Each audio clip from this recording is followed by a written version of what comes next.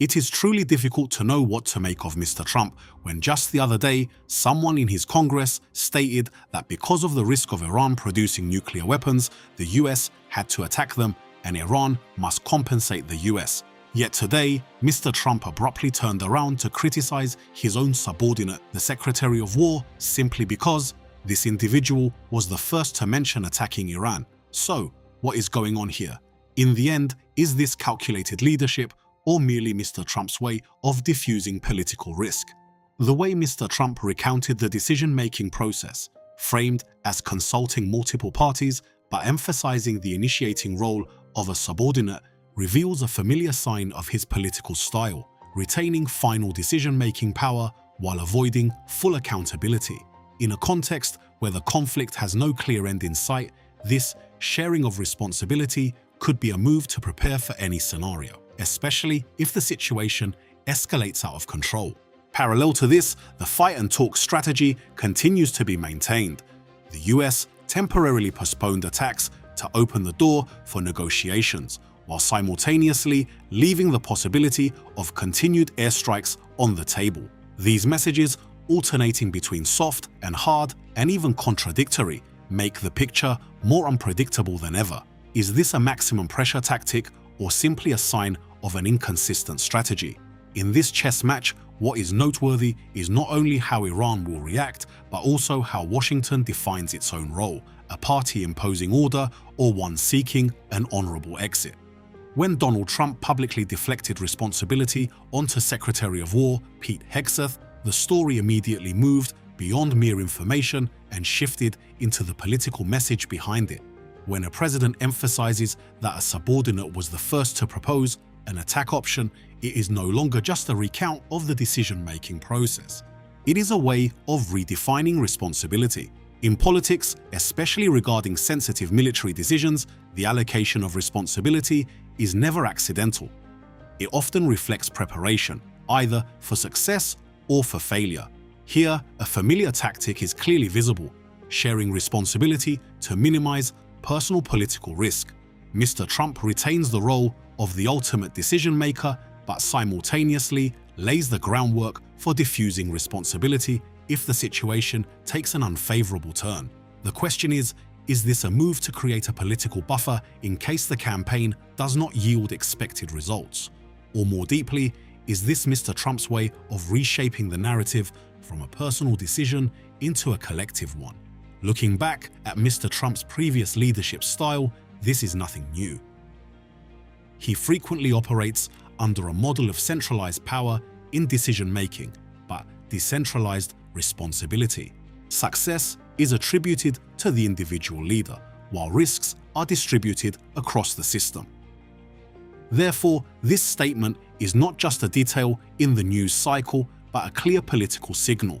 The White House is preparing for various scenarios, and none of them allow the total weight of responsibility to converge on a single point. Alongside this is the typical way the US deploys the fight talk strategy, launching military attacks while simultaneously announcing positive exchanges with Iran shows that Washington is not choosing a single path. The decision to postpone attacks for 5 days is not just a de-escalation measure, but a calculated diplomatic lever. It sends two messages at once. On one hand, the US is ready to de-escalate. On the other, it retains the full capacity to escalate if necessary. The logic of this strategy is quite clear: create enough military pressure to force the opponent to the negotiating table from a position of weakness. However, the problem lies in the fact that the line between applying pressure and provocative escalation is extremely thin. When one side drops bombs while talking about peace, will the opponent see it as goodwill or imposition? Will Iran view this as an opportunity to negotiate, or a sign that the US is trying to force a deal on its own terms? This leads to a larger question: is this coercive diplomacy, where military might is used as a tool to compel the opponent, or an effective strategy aimed at shortening the conflict?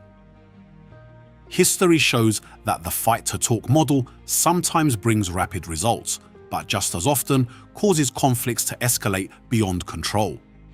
And in the already complex context of the Middle East, every move can create unpredictable chain effects. Even more striking is that messages from the US side consistently show contradictions. On one hand, Mr. Trump expresses optimism that peace can be achieved in the coming days. On the other, he asserts that airstrikes will continue if negotiations fail. One side is the expectation of a deal, the other is the commitment to use force. These two messages coexist, yet they pull in two completely different directions. Furthermore, while Washington speaks of positive negotiations, the Iranian side completely denies the existence of any communication channels. This discrepancy raises the question, what is the reality and what is a communication tactic? Is the US actively creating an optimistic picture to stabilize domestic public opinion and international markets?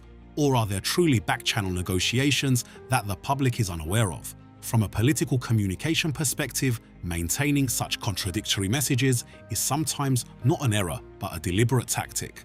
It may be aimed at confusing the opponent, making it difficult for them to discern true intentions. At the same time, it carries the risk of undermining the credibility of the message itself. When one side speaks of peace while preparing for war, the question is, what should the opponent believe?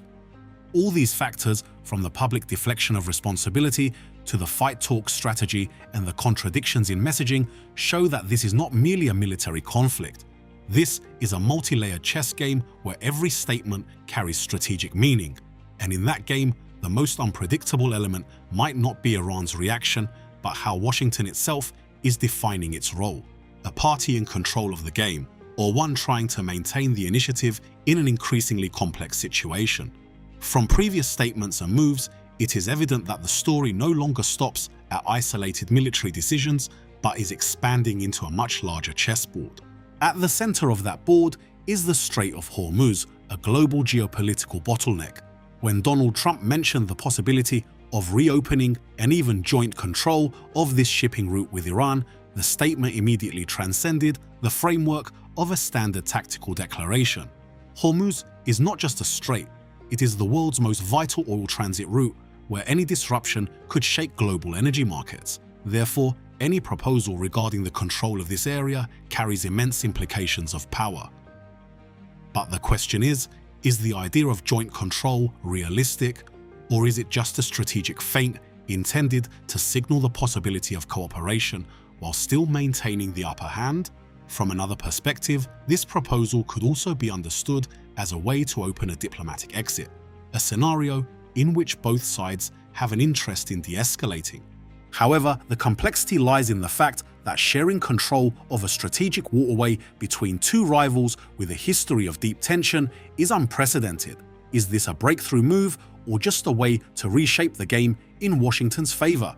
At this point, the conflict is no longer a bilateral story between the US and Iran. It becomes a global issue, from energy security and supply chains to the regional balance of power. When a geographic hotspot becomes a strategic lever, every statement surrounding it must be read as a signal, not just words. Parallel to this, another equally noteworthy detail is Mr. Trump's mention of the possibility of regime change in Iran. This is not a new phrase in US foreign policy, but every time it appears, it brings with it very clear geopolitical memories. Iraq and Libya are two prime examples, where initial intervention campaigns were expected to restore stability, but ultimately led to consequences far more prolonged and complex than anticipated.